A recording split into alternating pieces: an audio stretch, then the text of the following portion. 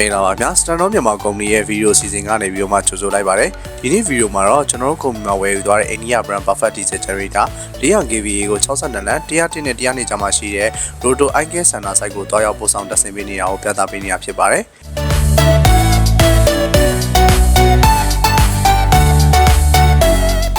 400 kVA ဆိုရင်ပြည်သစ် brand ဖြစ်တဲ့ Baudouin Engine နဲ့ထုတ်လုပ်ထားတာဖြစ်ပြီး alternator ကတော့ UK brand ဖြစ်တဲ့ STANOL အမှတ်စိတ်ကိုအသုံးပြုထားတာဖြစ်ပါတယ်။စီစားနှုန်းအလွန်သက်သာပြီးပုံမှန်ထက်20%ထိစီစားနှုန်းကိုလျှော့ချပေးနိုင်ပါတယ်။ 75% လောက်တဲ့အသုံးပြုမှုမှာလည်းတနာရီကို63.5 လီတာသာကုန်ကျမှာဖြစ်ပါတယ်။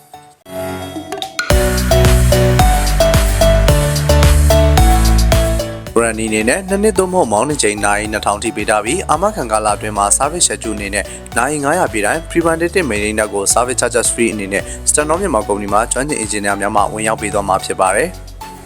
Perfect Baudouin 400 kVA diesel generator ဆိုလို့ရှိရင်ယခုလို Eye Care Center များစေယုံများစက်ရုံအလုပ်ရုံများအတွက်အထူးသင့်လျော်ကောင်းမွန်တဲ့အိန္ဒိယနိုင်ငံထုတ်မီးစက်မျိုးစားပဲဖြစ်ပါတယ်။စိတ်ဝင်စားလို့မှာယူခြင်းတဲ့ customer တွေအနေနဲ့ပေါ်ပြပါရန်ကုန်နဲ့မန္တလေးတို့မှာရှိတဲ့ STANOL မြန်မာရဲ့ showroom လိပ်စာနဲ့ဖုန်းနံပါတ်တွေမှာဆက်သွယ်မှာယူနိုင်ပါတယ်ခင်ဗျ။